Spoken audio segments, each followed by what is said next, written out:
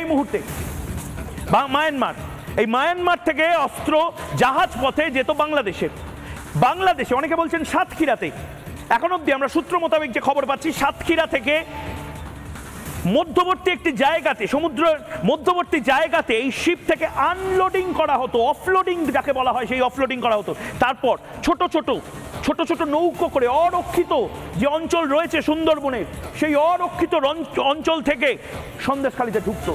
সন্দেশখালীতে আমি আবারও দেখাচ্ছিলাম যে ছবিটা, আবারও আমি বলবো পিসিআরকে এই মুহূর্তে বলবো যে ছবিটা সিবিআই যে অস্ত্রগুলো উদ্ধার করেছে, সেই অস্ত্রের মধ্যে আমাদের প্রতিনিধি সৈকত কিছুক্ষণের মধ্যেই দেবে, একটি রাইফেল পর্যন্ত রয়েছে, বিভিন্ন নথি রয়েছে, বুলেট রয়েছে, কার্ট্রিজ রয়েছে, এবং এর মধ্যে থেকে পুলিশের একটি অফিসিয়াল সরকারি পিস্তল পর্যন্ত রয়েছে। ভয়ঙ্কর ষড়যন্ত্র, এবং এই ষড়যন্ত্র দেখেও যদি আপনি না দেখার ভান করেন, শুনেও যদি আপনি না শোনার ভান করেন, বুঝেও যদি আপনি না বোঝার ভান করেন, দেশকে হয়তো বাঁচানো যাবে না। এই মুহূর্তে আমাদের একের পর এক প্রতিনিধি সন্দেশখালীতে রয়েছে। এনএসজির যে অপারেশন, সেই অপারেশনটা চলছে। সন্দেশখালী থেকে সুখেন্দু রয়েছে। সুখেন্দু, এই মুহূর্তে তুমি কি পাচ্ছ যদি একবার দেখাও। এনএসজির টিম কি আছে এখনো?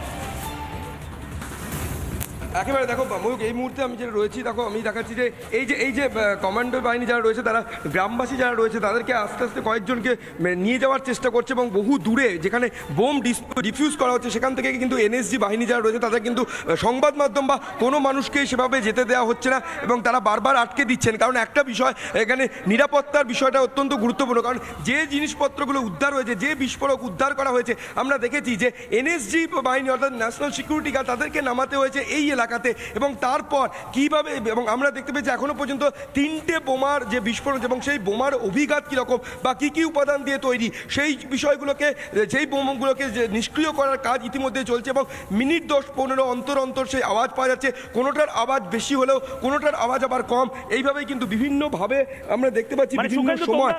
তোমরা নিরাপদ আশ্রয়তে রয়েছে তো? আমরা দেখছিলাম বিকালবেলা এনএসজির কমান্ডোরা তারা অনুরোধ করছে সংবাদ মাধ্যমের প্রতিনিধি এবং স্থানীয়দেরকে সরিয়ে নিয়ে যাওয়ার জন্য। তোমরা নিরাপদ আশ্রয় রয়েছে তো, এবং তোমরা হয়তো ছবি তুলতে পারছো না, কিন্তু তোমরা এই মুহূর্তে কি শুনতে পাচ্ছ? দেখা যাচ্ছে যে নিরাপদ আশ্রয়ের মধ্যে থেকে আমরা দেখা যাচ্ছে, এবং যেখানে বোমা নিষ্ক্রিয় করার কাজ হচ্ছে, সেই নিষ্ক্রিয় করার কাজে কিন্তু সেই জায়গাতে সাধারণভাবে সংবাদ মাধ্যম কোনো মানুষকে যেতে দেওয়া হয়নি। কারণ সেখানে বোমার যে অভিঘাত বা যে তীব্রতা, মাঝে মাঝে দেখা যায় বালির বস্তা দিয়ে বেঁধে এবং একটি ফাঁকা জায়গাতে নিয়ে গিয়ে রোবট যে বোমাগুলো উদ্ধার করেছে, সেই সমস্ত বোমাগুলোকে নিয়ে গিয়ে তারা কিন্তু সেই সমস্ত বোমাগুলিকে নিষ্ক্রিয় করার কাজ চালিয়ে যাচ্ছে বলে ময়ূক আমরা জানতে পারছি। কেবলমাত্র এই অন্ধকারের মধ্যে থেকে কেবলমাত্র সেই শব্দটা আমরা মাত্র শুনতে পাচ্ছি, এবং এখনো পর্যন্ত এখানে 3টি বোমাকে নিষ্ক্রিয় করা গিয়েছে তার শব্দ আমরা পেয়েছি। তুমি আমার সাথে থাকো, সুখেন্দু থাকো। এই মুহূর্তে আমাদের সাথে অতিথিরাও রয়েছেন, আমাদের সঙ্গে রয়েছেন এই মুহূর্তে প্রাক্তন এনএসজি কমান্ডো দীপাঞ্জন চক্রবর্তী রয়েছেন, মেজর ঋত্বিক পাল বিজেপি প্রতিনিধি রয়েছেন, অর্চনাদি রয়েছেন অভিনেতা অরিত্র সহনাগরিক আমাদের, এবং প্রাক্তন পুলিশ কর্তা অরিন্দম আচার্য রয়েছেন, ঝন্টু বড়াইক রয়েছেন, অধ্যাপক। প্রত্যেকের কাছে যাব আমি, কিন্তু এই মুহূর্তে প্রথমেই দীপাঞ্জন চক্রবর্তী আপনার কাছে যেতে চাই। আপনি দীর্ঘদিন ধরে এনএসজিতে আপনি খুব কাছ থেকে দেখেছেন। আজকে আমি অন্তত বাংলাতে খাগড়াগড়ে অবশ্যই এনএসজির কিছু প্রতিনিধি তারা এসেছিলেন, অনেক পরে মূলত এনআইএর প্রতিনিধিরা ছিলেন, কিন্তু আজ যেভাবে আমি দেখলাম আমি হতচকিত। কারণ এরকম দৃশ্য আমি সিনেমায় দেখেছি। এই যে ডিআরডিওর যে দক্ষ, যাকে ব্যবহার করা হয়েছে, যে রোবট, যে ধরনের রণসজ্জা এনএসজি এসেছে, ভারত বিরোধী কোনো ভয়ঙ্কর ষড়যন্ত্রের কি আঁচ পাচ্ছেন আপনি? দেখো ময়ূক, আমি গত 2-3 বছর ধরে বারবার বলে গেছি তোমাদের চ্যানেলে, গত 4-6 মাস ধরে তো লাগাতার বলে গেছি, যখন এই সন্দেশখালীর ঘটনা ঘটেছে বা এই দুর্বৃত্তায়নের ব্যাপারগুলো এক্সপোজ হয়েছে, এগুলোকে সন্দেশখালীকে একটা আলাদা করে দেখলে চলবে না। যে একটা শেখ শাহজাহান জমি মাফিয়া, ওখানে ও চিংড়ি মাছ করছে চাষ, এবং অতি উচ্চ প্রভাবশালী ওই ফচকে ছোড়ার কালো টাকাকে সাদা করছে বা পিঠে পুলি, শুধু ওইরকম ভাবে দেখলে চলবে না। এটা আমি বারবার বলেছি, এগুলো সব সম্পৃক্ত হয়ে গেছে। এই সরকারের আমলে দেশ বিরোধিতা এবং সমাজ বিরোধিতা, দুর্বৃত্তায়ন সব মিলেমিশে একাকার হয়ে গেছে। আমি বারবার বলেছিলাম যে এই হাজার হাজার কোটি টাকা ভারত থেকে যখন বাইরে যাওয়ার যে সিন্ডিকেট, তাতে ড্রাগ সিন্ডিকেট, তারা এই স্পেসিফিক বলেছিলাম অস্ত্র চোরাচালানকারী সিন্ডিকেট, মানব পাচারকারী সিন্ডিকেট এবং টেরোরিস্ট অর্গানাইজেশন, এছাড়াই হাজার হাজার কোটি টাকা ভারতবর্ষের বাইরে যেতে পারে না। এবং সেখানে আমি বারবার বলেছিলাম যে এই সংগঠনগুলো কিন্তু ফ্রি লাঞ্চের কোনো জায়গা নেই। ওরা আজকে যে সাপোর্ট করছে, কালকে ওদের তোমাকে সাপোর্ট করতে হবে, তার বদলে আবারও তোমরা সাপোর্ট পাবে। এটা একটা চলে প্রক্রিয়া। না, এই প্রক্রিয়াতে শেখ শাহজাহান যখন অ্যারেস্ট হলো, তুমি দেখো ইডির উপর হামলাটা কেন হলো। কারণ এদের একটা ভয় ছিল যে সরাসরি রাজ্য প্রশাসনের মদতে, শাসক দলের ছত্রছায়ায় অতি উচ্চ প্রভাবশালী সংবিধানের শপথ নেওয়া রাজ্যের প্রধানের সরাসরি প্রত্যক্ষ মদতে এটা একটা কভার্ড অপারেশন চলবে। এই যে শুধু সন্দেশখালী নয়, আমি এটা আগেও বলেছি যে এটা কিন্তু একটা নতুন প্রকল্প চলছে যে দুয়ারে সন্ত্রাসবাদী, দুয়ারে রেশনের মতো, যে সন্ত্রাসবাদী দেখতে ইরাক আফগানিস্তান যেতে হবে না, সন্ত্রাসবাদ আপনার দরজায় কড়া নাড়ছে, নাড়বে নয় নাড়ছে।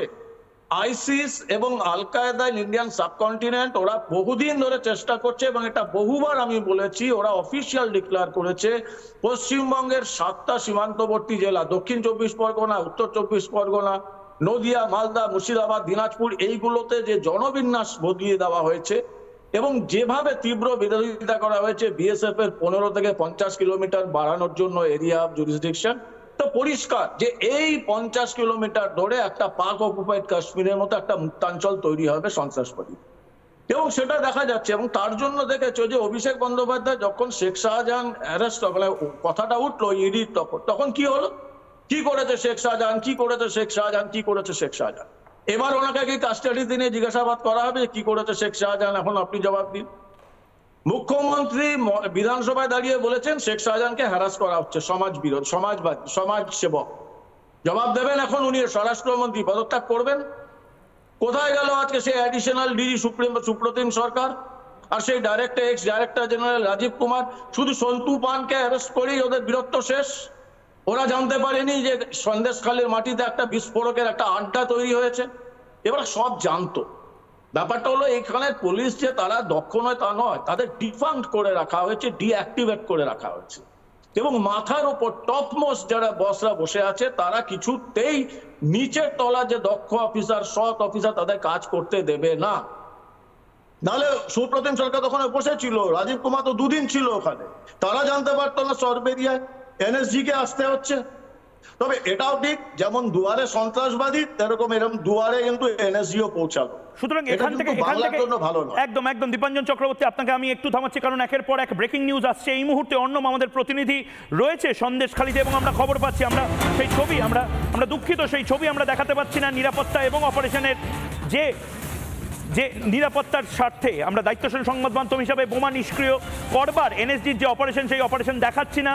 কিন্তু এই মুহূর্তে যে খবর, সন্দেশখালীতে নিষ্ক্রিয় করা হলো 3টি বোমা নিষ্ক্রিয় করা হলো, একের পর এক বোমা সেগুলো বের করা হচ্ছে এবং রাতের অন্ধকারে বোমা নিষ্ক্রিয় করা হচ্ছে। সেই খবর দায়িত্বশীল সংবাদ মাধ্যম হিসেবে আমরা লাইভ টেলিকাস্ট করছি না, কারণ এতে যারা সন্ত্রাসবাদী বা যারা বিচ্ছিন্নতাবাদী তারা লাইভ ব্রডকাস্ট দেখে নিজেদের পরবর্তী প্ল্যান হয়তো ঠিক করে নেবে। কিন্তু এই মুহূর্তে যে খবর, কিছুক্ষণ আগে 3টি বোমা নিষ্ক্রিয় করা হয়েছে এবং আরও বোমা নিষ্ক্রিয় করা হচ্ছে। আমাদের প্রতিনিধি অর্ণব এই মুহূর্তে রয়েছে। অর্ণব, এই মুহূর্তের পরিস্থিতি কি? সন্দেশখালীতে এনএসজি তোমরা সর্বপ্রথম রিপাবলিক বাংলার হয়ে গোটা বাংলাকে দেখিয়েছো, কিন্তু এই মুহূর্তে রাতের অন্ধকার এই অপারেশন কি আরো বাড়বে? কারণ নাইট ভিশন ক্যামেরা সহ বিভিন্ন অ্যাপারেটাস আনা হয়েছে, আমরা দেখতে পাচ্ছি।